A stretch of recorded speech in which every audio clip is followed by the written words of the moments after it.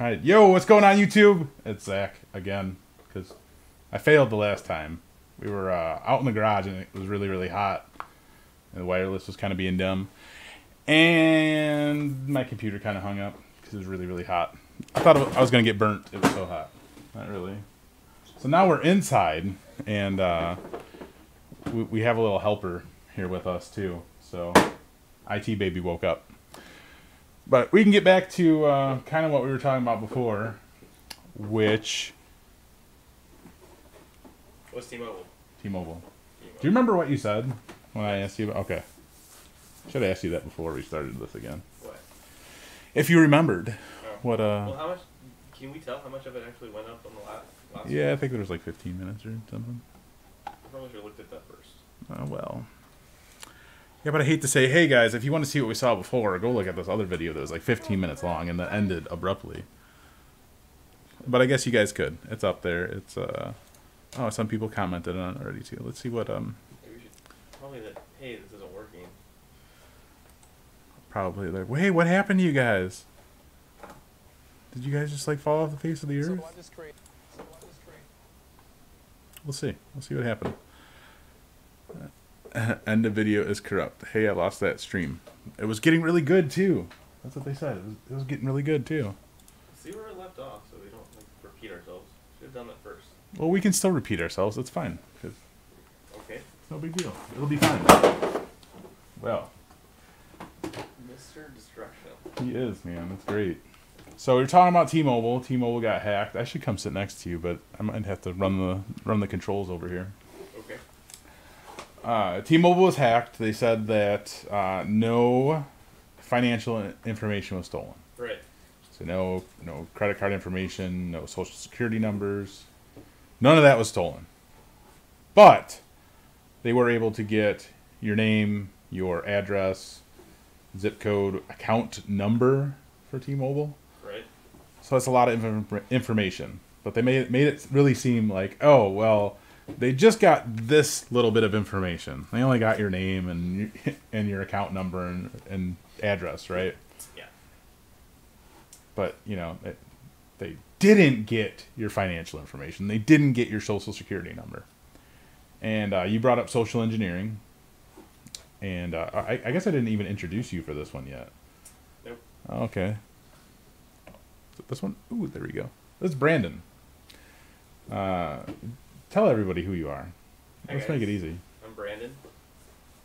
Zach's new partner in IT career questions, and in charge of creating new partnerships and helping him expand the channel and make sure we can get to more people and find out what's interesting to the rest of the audience that may be interested in IT careers. Good deal. Good deal. Thanks. He's a good guy. I've known him for how long now? I don't know. A year or so? Year almost. Year and a half. Year and a half. Yeah, we met at a very interesting place too, and We did. that's probably for another story. Different story. Different story. Not about T-Mobile, that's for sure. Correct. But yeah, he's gonna help me out here with the channel and things like that. I'm really excited about it because he's a really awesome guy, and he's really smart, which brings us back to T-Mobile. Right. Because that's really important. It is. What you said about the social engineering, I think, was like just amazing. It was on point. It's like exactly what a potential hacker, malicious hacker. Are you trying to get me to say it again? Is that what you're trying to do? I would love for you to kind of go over that again. So from my experience, the things I would be concerned about, because I don't know anything about actual hacking, would be what somebody could do with that little bit of information and how they could use it against T-Mobile employees and their customers. Primarily, I think that it's going to be the T-Mobile employees that are going to be the ones that are the most susceptible. In my experience working with customer service with the telecommunications company that I've worked with in the past, they can definitely be susceptible to having prerequisite information used against them. So, by design, in a lot of instances, if it's my information or if I'm advising anyone about what they can do about their own personal information security, I always tell them make sure above all else, keep your email security safe. A lot of people I know wouldn't even put PIN numbers on their phones, and they're like, well, nobody's gonna get in my phone. I'm not hiding anything in my phone. And I would let them know, if someone were to take your phone, sure, you're out the $300, $400, $500, $1,000 for the phone itself.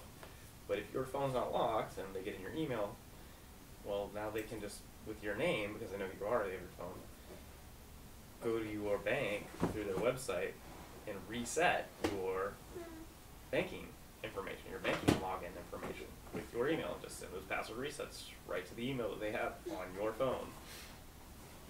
So, you know, that's a big physical vulnerability, but now with this going on with T-Mobile, you can take that person's name, call in the customer service as that person, and say, hey, I need to add a line in my account, which anyone who works in telecom customer service is happy to help you do.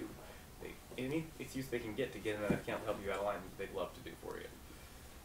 So they say, yeah, I just need to verify your PIN code or something like that. And say, oh, well, I don't have it.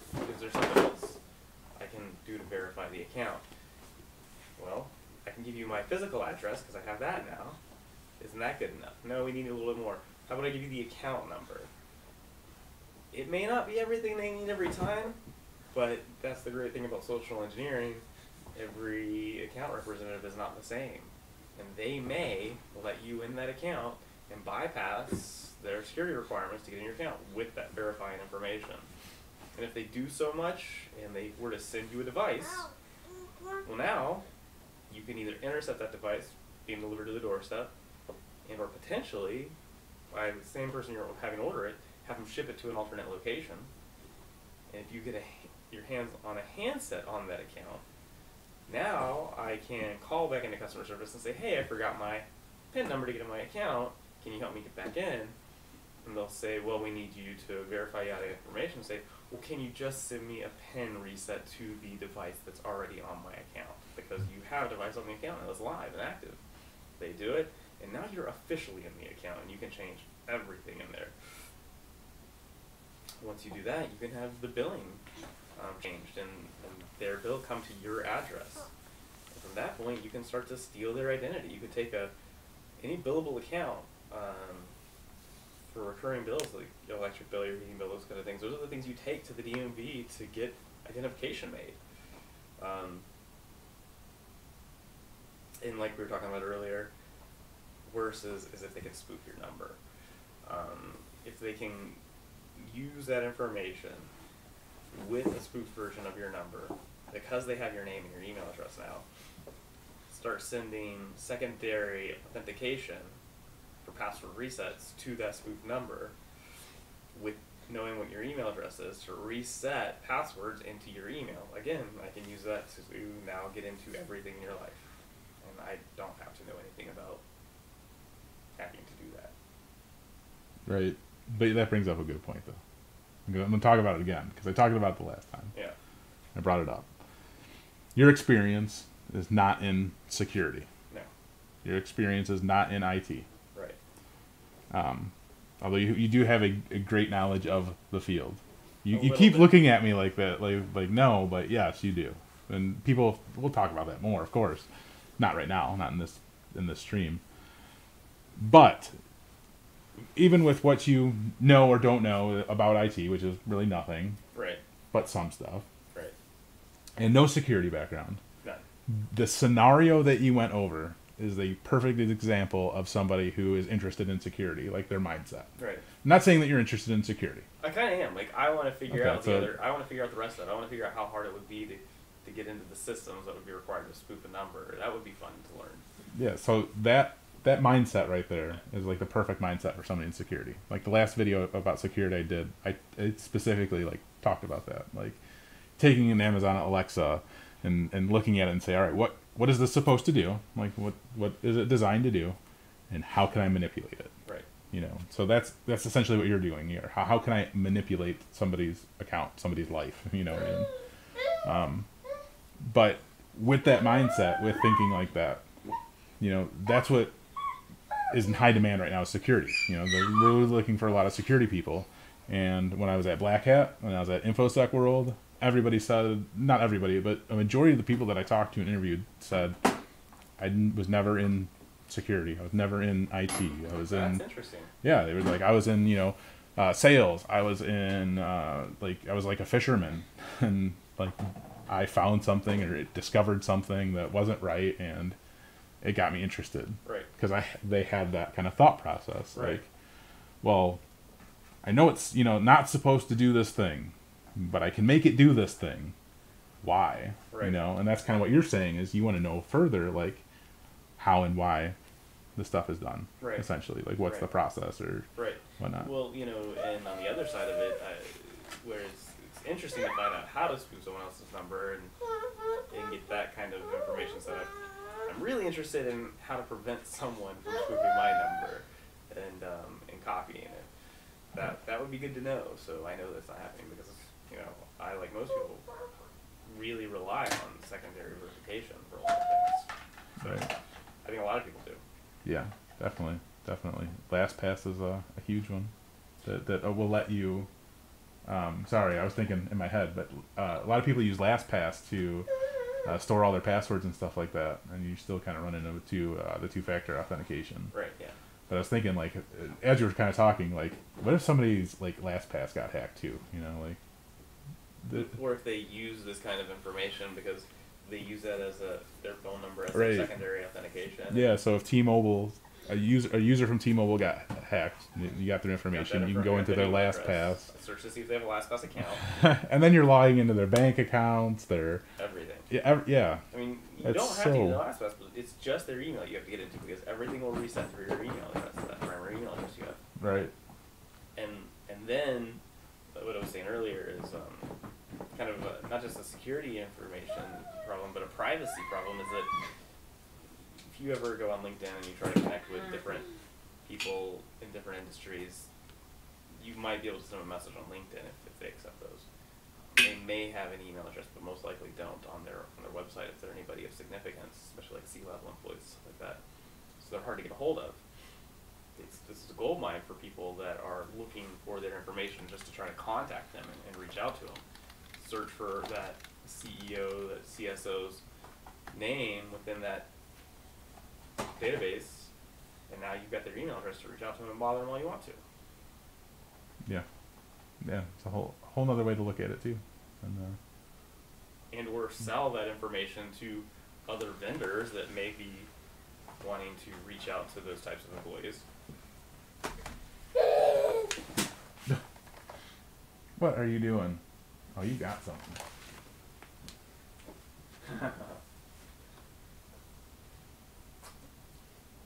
Oh. And oh.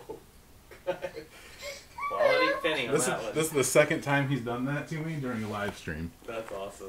Yeah, totally We awesome. gotta figure out where he's finding the pennies at. That's not for you, dude. You're not supposed to have those. Yeah. Can you say hi? Look at right here. Look at say hi. Say hi. Hi. Look at there's you. He does. He sees himself in there. Yeah, you see yourself. Yeah, you're gonna be a nerd, huh? So anyway, what were you saying now? Sorry, I was trying to save my child's life from eating a penny. It's more than just a security thing. It's a privacy problem. I think, in T-Mobile's defense, they've got to try to say something to acknowledge what happened.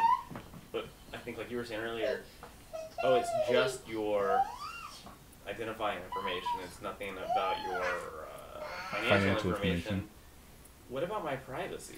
Right. And what is their liability for not being able to protect my privacy?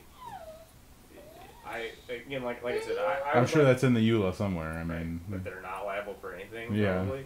pretty much, right? Summed up. But I'm sure if they wrote it the way they want to, but I am curious as to kind of what government level requirements they have that they're held to as far as securing your privacy.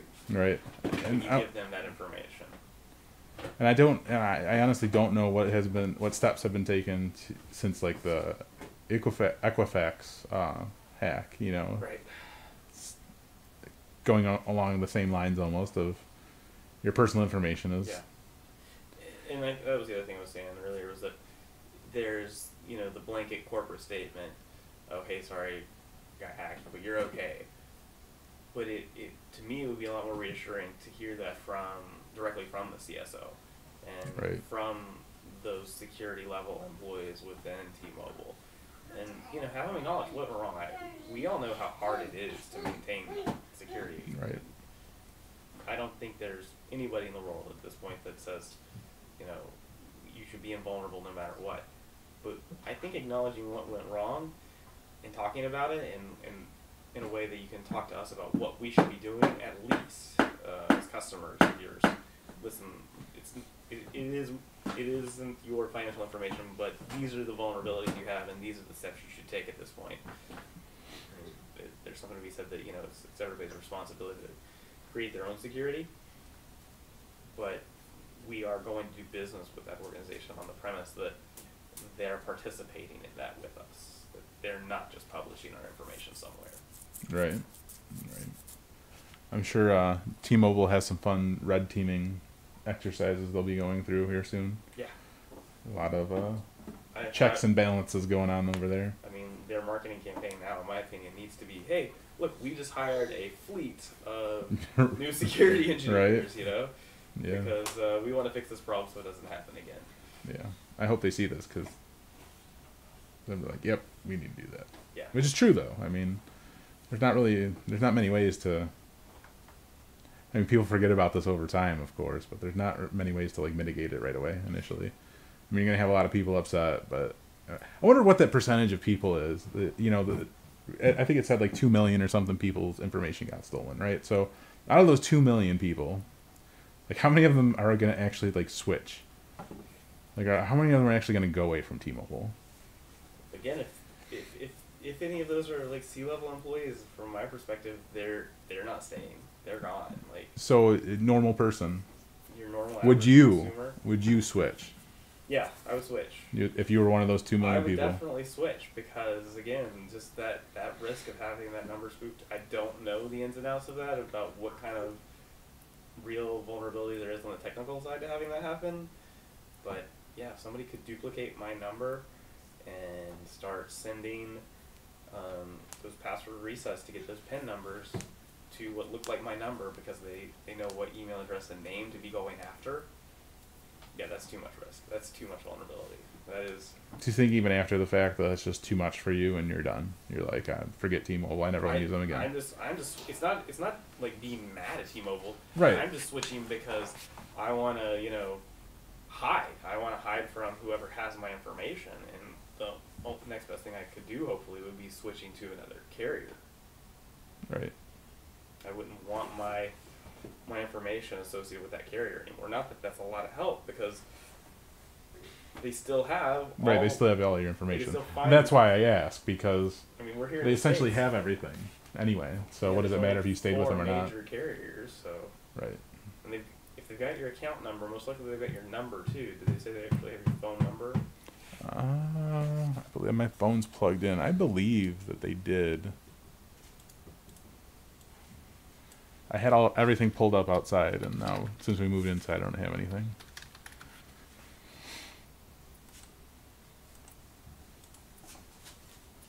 Timo says that passwords may have also been accessed, though only in encrypted form. Okay. What did you ask, though? So it says that they took the name, billing address, zip code, obviously, phone number, email address, account number, and account type. I don't know whether or not it was prepaid or postpaid. And the prepaid stuff, in my experience, is especially vulnerable, because with a prepaid account, you're not required to set that up with any type of credit-based information like a social security number. So because of that, it makes it much more difficult for a telecommunications carrier to identify the actual account holder. This is really interesting, actually. So prepaid accounts are something that I always think of as being a really good way of securing your own personal identity if you're trying to hide from someone else, because what you can do with a prepaid account is buy a device off the shelf in cash, so it's never associated with you, and you can put Mickey Mouse as the name on the account. And if you ever have to go in to get access to that account,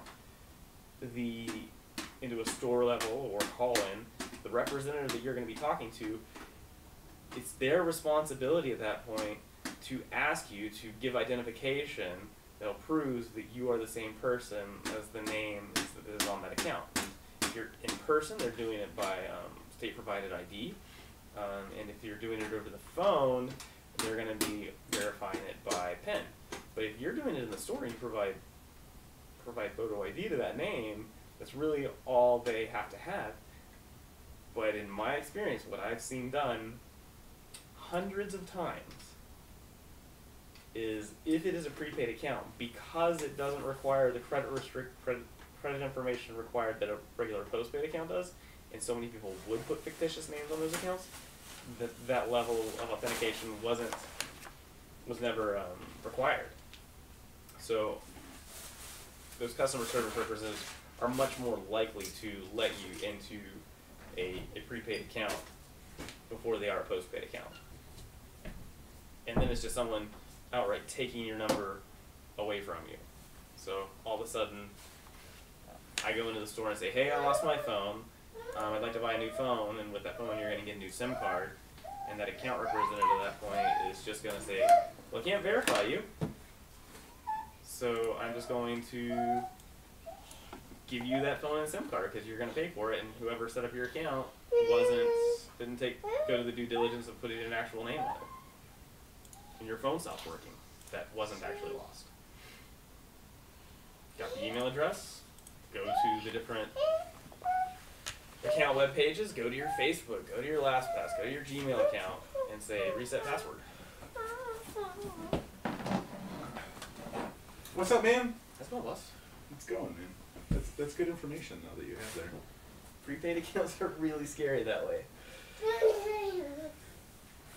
I think the whole thing in general is pretty scary though, when you And I don't know about T-Mobile's account management systems in particular, but I do know that most of their accounts are treated much more like prepaid accounts than they are postpaid accounts. See, that's interesting too. I mean, I'm always interested, I think, in how some companies are handling security, especially like authentication and stuff. Mm-hmm. I know like GoDaddy, for like the last few years, I feel like, I think even when I set up the account, maybe, this has to be like years upon years, like they set you up with a PIN. And anytime you called in or like talked to support online, you had to provide this PIN. But what's really funny about this PIN is, like, if you were doing it online, you would already have access to that PIN because you can go into the account and you can see what the PIN is. Mm-hmm. Mm-hmm. You know, I'm just thinking about how many other services and stuff, applications and whatnot out there are going to be working that same way, and what you can access from it. It just seems like more days, like, this is just becoming more and more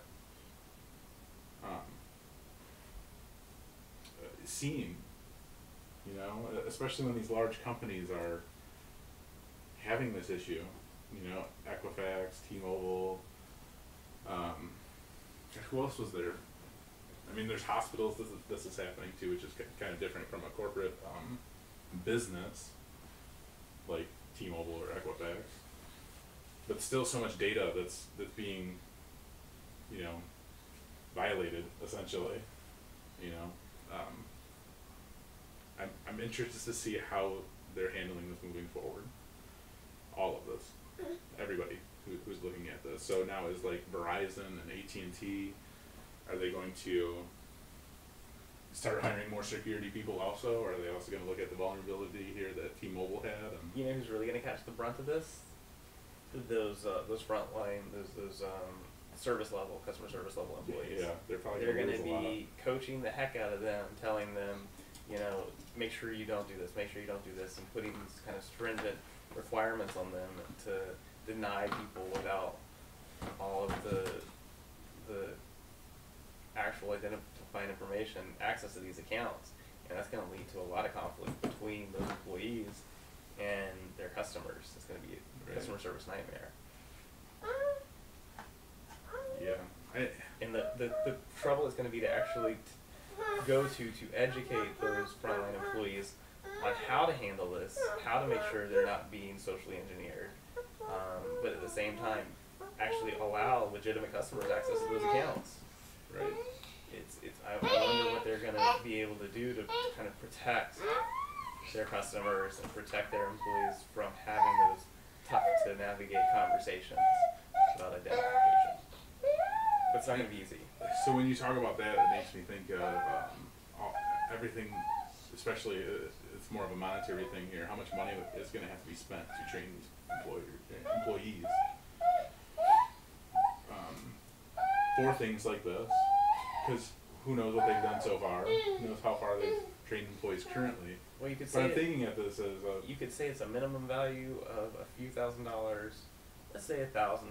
No, you could say $2,000, $3,000, $4,000 per customer that they would have that they should be able to afford to spend on training every employee in the company. Because if they don't, the simple process is to use that phone number to call into their customer service and say, hey, I'd love to buy the new iPhone, the new Galaxy, the new Pixel, whichever your phone choice is that's $1,000 and up. Yeah, I'm going to get one for the whole family at 3 lines of the account. That's normally your threshold for credit requirements. And you can ship them to this address. And now you've got 3 devices in your hands that the company is losing in device hardware costs. And then they're further losing in account management of that customer who just had fraud on their account. right. That the level of internal fraud that could be going on with the organization is crazy. Crazy. Yeah. And so that to prevent that fraud now from going on after the theft of the information, yeah, I'd spend that money on making sure that. Right. But so I'm like curious too, like this is interesting. how much money are they? T-Mobile CEO in a tweet said about it. His advice on what to do. T-Mobile CEO John Leggery says, quote, "It's always a good idea to regularly change account passwords." I wonder how much money that's going to save them. But they didn't get hacked from a password. It wasn't just some kind of like API exploit or something like that. So according to an interview done with Motherboard, they didn't get the passwords, but yet T-Mobile is still saying that people should be changing their passwords. So it's like they're not admitting that they got passwords, but there's a chance that they just may not have admitted it. Okay, so this is what it says. Encrypted passwords were included in the compromised data. In its original announcement, no passwords were compromised.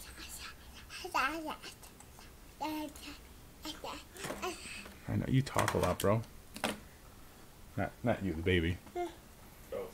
Yeah, well, that's all right.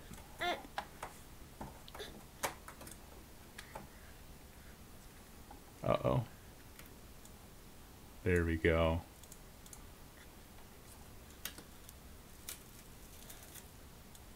When asking the company use that wording, the spokesperson said in the message, quote, "Because they weren't compromised, they were encrypted." We don't know how they were encrypted or how hashing out algorithm was used. And again, this is where I want to know more, and for anybody watching your channel should exercise their interest in this, because understanding how hard it would be to unencrypt this huge database of passwords, it's invaluable. There's no telling how much those passwords would be worth if they could get past that encryption.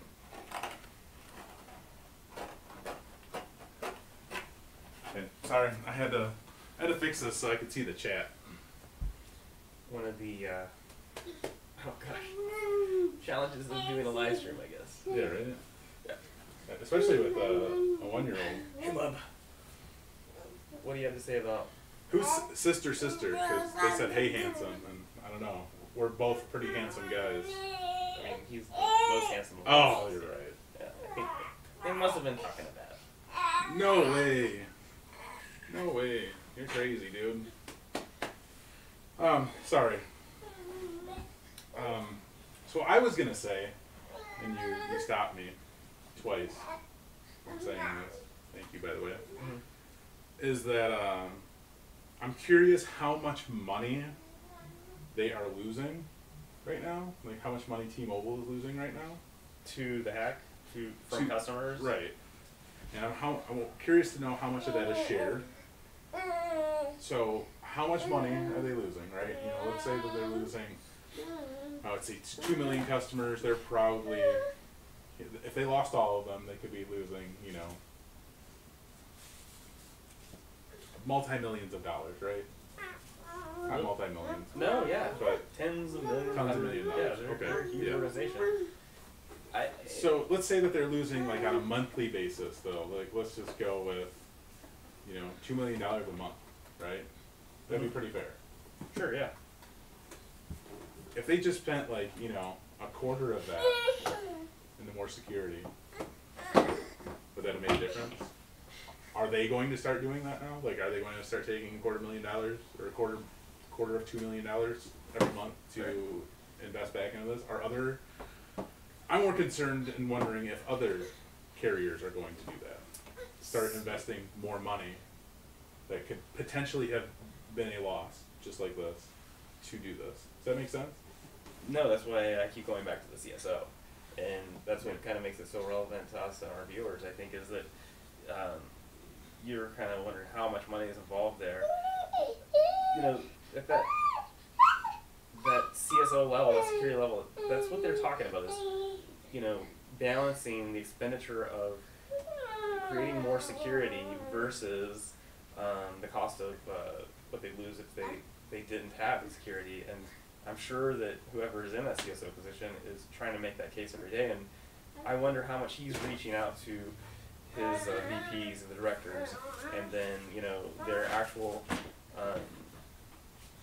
their frontline staff in charge of security and monitoring systems and building those and implementing them as to what their advice is on this and what they think of it. Because in my experience, they're always trying to push that information up along the way and say, hey, this is a vulnerability, hey, you should watch out for this. And so often those people aren't listened to when they should be. And is it a matter of the security employees of the organization not saying something loud enough? Was it something that they couldn't have stopped no matter how much they tried? Or was it the CSO kind of underplaying the real threat there? So I can speak to that though, because I've been in a few organizations that don't take security as seriously as they should, and they have avoided doing some, you know, precaution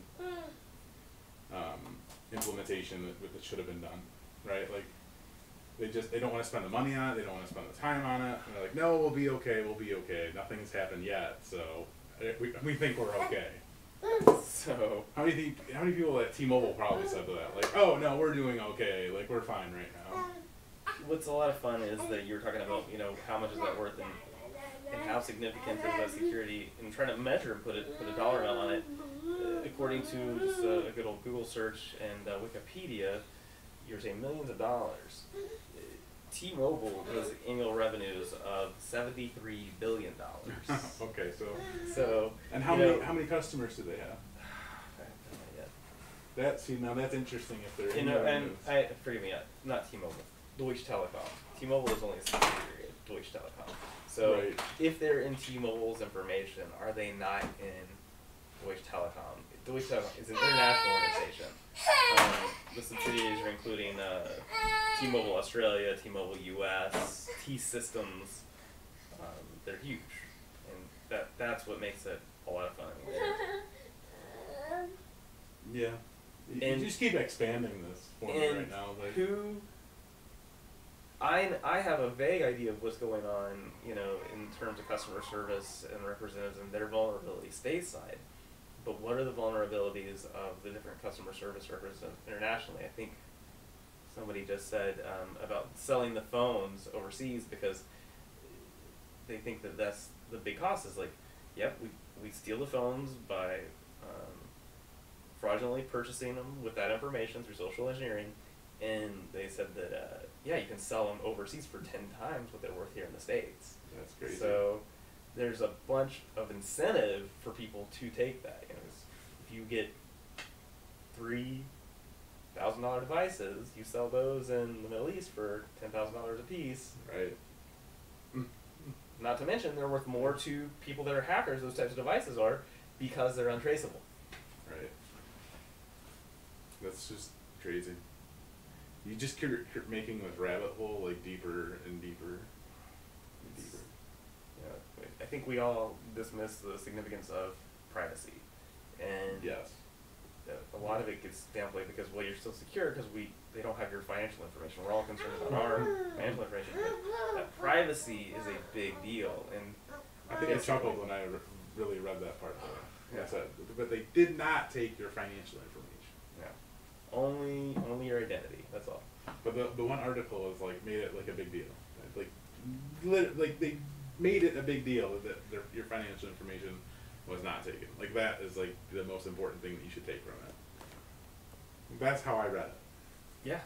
No, it's just not right. I mean, I'm sure I'm happy that it's going to be a little bit harder for them to get that information, but they can still get it. So. Well, it doesn't matter. Well, I mean, it's kind of easy here. So they're talking about the type of a file included a field called user password and what looks like a hash, which is a cryptographic representation of a password, obviously. And it's shared that hash. It may be an encoded string hashed with the notoriously weak algorithm called MDS, which can potentially be cracked with brute force attacks. So if they have your passwords and they're in your account, your credit card information is already preloaded for you to make those purchases. You never even have to go to the social engineering effort of calling in.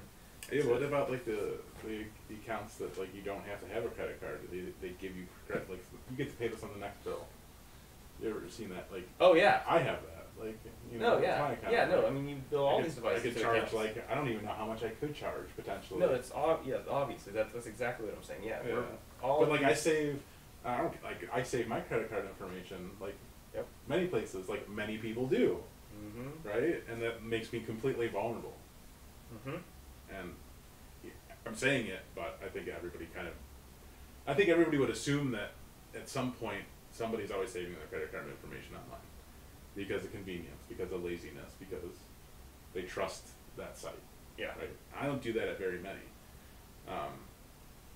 But that there's two openings right there. So DEFCON 0 is saying in John Weaver. You know, and that's the thing. I'm concerned for the CSOs. I don't want to beat them up. Like I don't. Yeah, I'm not saying that T-Mobile is terrible or the no. CSO is terrible or their security team is terrible. I don't want anybody to think that or and they shouldn't think that about T-Mobile. No, I feel really because it's so difficult to defend against this type of thing. But, right.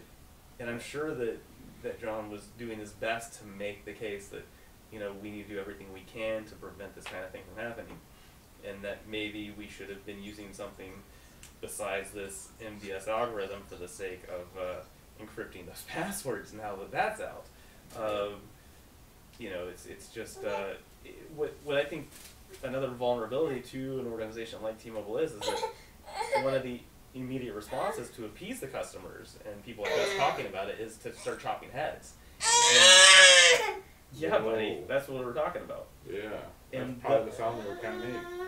And that in order to kind of cover this up in the news or say, yeah, we let poor John go because he didn't take care of the job, and in the end, John may not be the one that was finally making the decision. It may be part of a board. He may have been making that case. We don't know that stuff. We can only speculate. But I've had great management in front of me before that say, you know, when you have an employee that loses the keys to the store and you get robbed, you know, what do you do in that situation? That's, you know, that kind of great interview question. Do you get rid of them, or do you coach them, or do you fire them? And say, well, you definitely don't fire him, because I'll be darned if the guy loses the keys twice. But that's what these huge organizations do, is they let people go that kind of had the problem, because they're like, well, we got to get new people in here. But that person knows more about the problem than anyone else does. They know those internal vulnerabilities. And you should kind of, instead of getting rid of them, reinforce them. And I'd love to see T-Mobile come out with an ad campaign that, hey, John's on our side, and we'll bring in somebody in to back him up. Yeah. Instead of, oh, we're letting him go. Well, yeah, and so many people, I think, don't understand how security works in general. So they're going to use, you know, John as a fall guy, of course. You Right. know, everybody's going to be so mad at T-Mobile and upset with T-Mobile, which I can understand. Yes, be mad, be upset, but don't discredit them entirely.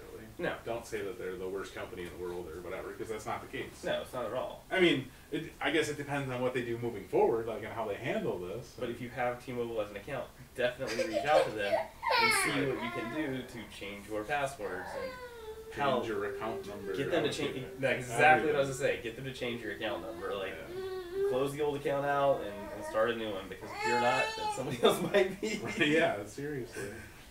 It's crazy how far this goes. Yeah. And all the different things all the different things that we've thought about just in the last half hour, 45 minutes of. And we're not professional hackers, right? So yeah. It's not like these guys. It's not like this was an easy hack for these guys to do. Right. And so when they went to all that work, right, they definitely had some intent in mind that they knew what they were going to do after the fact, besides our speculation, how they were going to make money off of this. Right. I mean, they could sell it. You know, they could sell all this information that they get. And how valuable is that, do you think? What's that? The information. Oh yeah, like I said, if just to sell the info, just to hack it, take the info, take that data, sell the data. Like, how much is that worth? Like, this is just like an open-ended question. Like, I don't expect you to know the answer to that. I don't expect anybody to essentially know the answer to that. But I'm sure that there is an answer for that. I'm sure the CFO has an answer for that.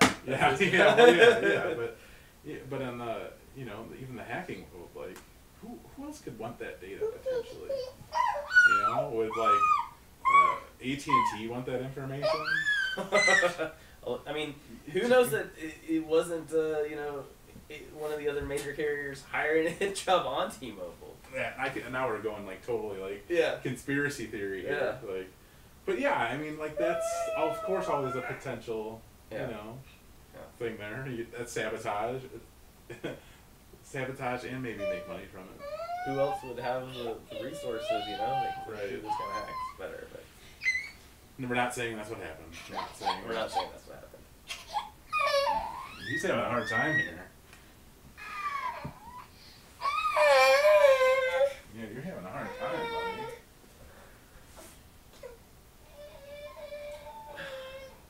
A little technical difficulty. Human error? Yeah. Little human error? Little human error. So we're talking about management up here. I made an account just for online purchases, which I only put total purchase price in for. Makes me feel safer. Yeah.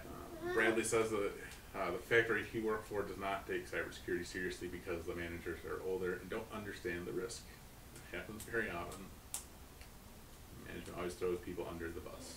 I mean, without trying to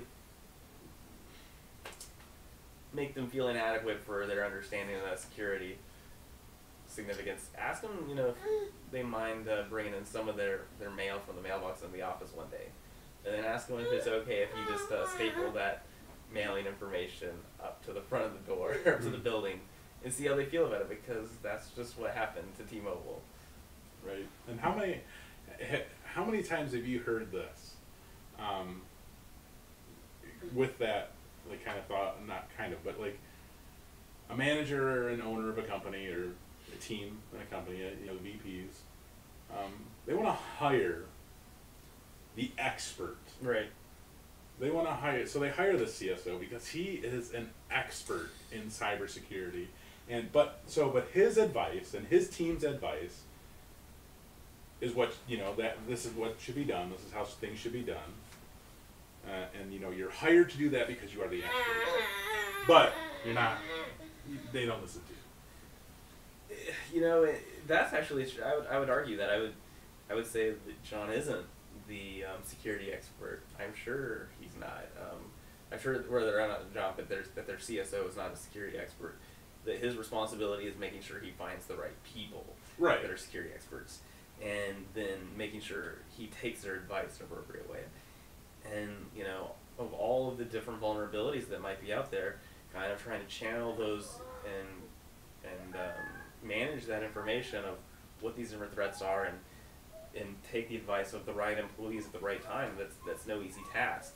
And making sure, more importantly, that they're creating an environment where those employees feel comfortable talking about what they see as the vulnerabilities. Because sometimes, you don't want to be the squeaky wheel. You don't say, hey, I think we got a leak in the ship over here, because then you get accused for poking holes in it. I wonder how much of a challenge that is in the security industry. I'd like to, see if anybody had anything that's working in security right now that says that it's a problem. Do you potentially face repercussions because you find vulnerabilities that you can't fix, because you're supposed to be the expert that's fixing them, but sometimes you can see the problem before you have a fix for the problem. And what do you do in those situations? Right. So a few jobs ago, I was doing some mobile device management at that location, and I'm kind of bringing up with this relative here. We were trying to secure email. We were trying to make sure that every device that was enrolled with email was also enrolled in our MDM, our mobile device management system. And we didn't want mobile devices to access email. Right. Okay. That was kind of the point of it. Like, if you want an email on your phone, like, you had to enroll our MDM, so if your phone got stolen, lost, whatever, we could wipe it remotely. We could wipe our sensitive corporate data off of that phone. But I pushed for disabling access to OWA, which is your online version of Office, right? So you don't have to add your email to your phone. You don't have to add your email to your phone email client, right? You can just go to the website, the website's mobile version of email. And I said, we need to block this. We need to block the OWA from mobile devices. No, we can't do that. Now we're just creating a bigger inconvenience. I said, no. The whole point of what we're doing for the security purpose of this is to stop mobile users from being able to access their email without us securing the device. And this is another conversation, but no, but the point is, like, I pushed and I pushed and I pushed for us to do that, and then I got yelled at because I kept pushing the issue. Because you kept saying there's a problem. Yes. Yeah. And then I was just ignored after that.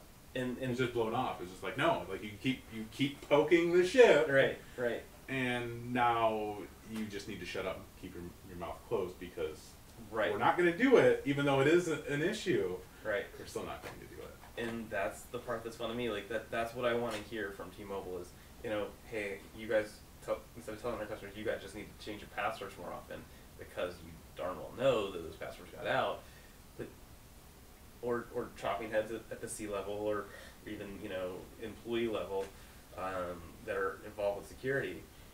Talk to us about what you guys knew beforehand, what you know afterwards, what you've learned, and or where your missteps were, what those mistakes were, and kind of express that vulnerability. I think that's a huge place to grow from, and tell us, now that we know this is what we're doing to fix it, and reach out to your own internal employees and find out which ones are have been waving that flag. Hey, this has been a problem for a while now, and what you're doing to bring in fresh eyes from people who, that's another problem you have within organizations, is you have people looking at the same thing for a long time. They don't see it because they've been looking around it for so long. instead of getting rid of the old guys, bring in some new people to put fresh eyes on it and work with those people to start solving the problems and say, and kind of back someone like yourself up and say, yeah, I've been saying that this is where the problem is, and they can take your message on and say, we agree. Right. Yeah. And move forward with it. And the book that I've been listening to on Audible, The Red Team, How to Think Like an Attacker or something like that, How to Think Like a Hacker. I don't remember the title of it. I talked about it in my last security video.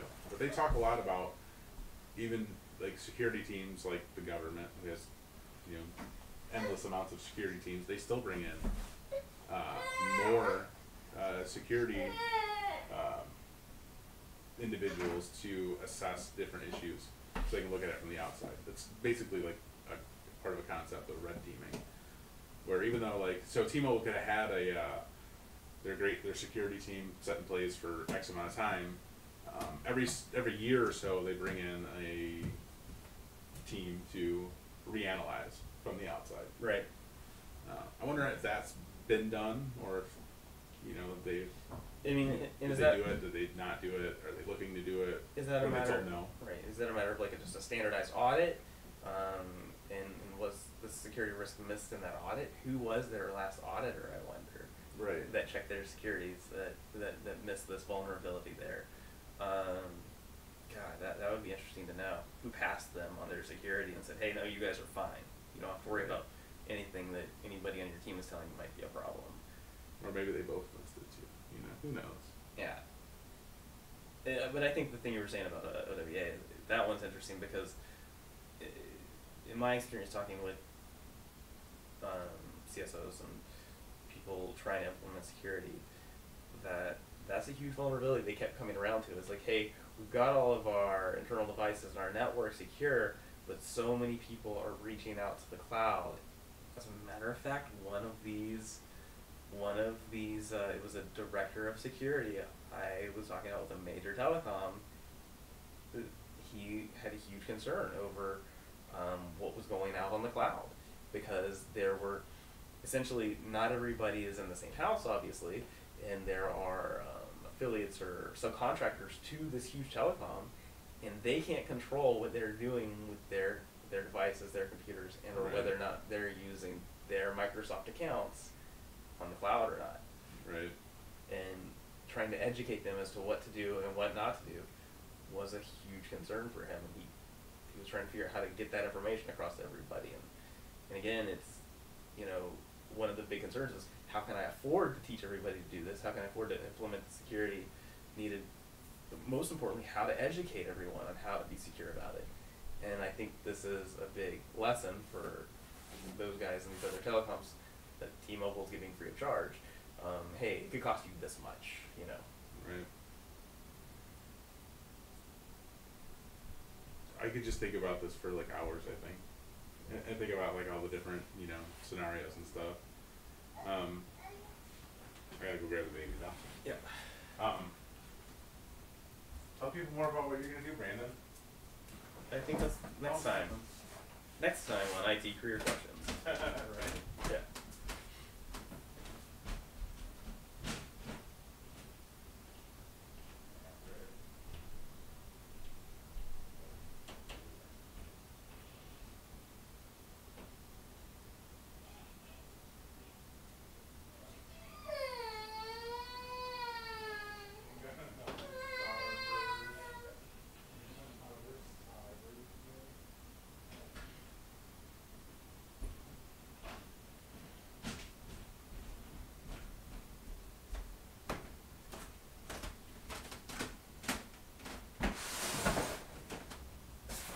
Just providing dead airspace? Yeah. Alright. I'm trying to research our conversation a little bit better. Oh. Well, I think we'll end it. You were asking how many customers they had. It was 3% of T-Mobile, 77 million customers. 77 million customers? 3% of those Oh, okay, go ahead. But they were, you know, and props to that's the cybersecurity team there. They were able to identify it and shut it down on the same day. Well, that's good. From what the spokesperson is saying. And I would really love to know who the spokesperson is. I'm sure we can find that out. Yeah. But anyway, I think that's all we got right now. I think we're gonna. Yeah, it's fun. Yeah, it was fun. It was good. It was a good talk. I like doing that. We need to do that more. Thanks, Brad and Bob and DEFCON Zero for chiming in and helping us out with the conversation. I really appreciate what you guys have to say. I do also. It was good. There was a lot of great information there. Yeah. A lot of great ways to think about things. Yeah. I hope people watch this who are interested in security because they'll get kind of a different thought process. But I think you're right. Like you were saying earlier, it's just if you've got those kind of questions in mind, you don't have to be, the trained security analyst to bring these kinds of different ways of thinking about things up, and then go and get the training you need to really start to solve those problems. Right. For sure. All right. That's all we got. I'm done. That's all we got. I gotta go grab this baby again. Yeah. You got another We gotta set up starburst. some better security barricades of our own. Ah, yes, you're right. Better gates. Need better security fences. All right. Well, you guys take it easy. Thanks for watching. I was about to say take it easy again. Yeah. Man. Yeah. I'm done. I'm fried. You guys will see more from Brandon, though. You're going to hear a lot more about him maybe within the next week or two. Soon. I don't know if he decides to stop being lame. Yeah. I mean, just kidding. He's a pretty cool guy. We'll camera shy them. You did fine. Thanks, I appreciate that. I don't know. I think he did fine. Do you guys think he did fine? There's such a big delay in this. Yeah. So, but anyway, all right, we're gonna be done. Stay tuned for more and take care. Keep learning stuff. If you're interested in security, go learn stuff. Okay. All right. agree. And yeah, if you're interested in security, now I'm gonna keep this end this end discussion going. No, I'm just kidding. Yeah. Take it easy.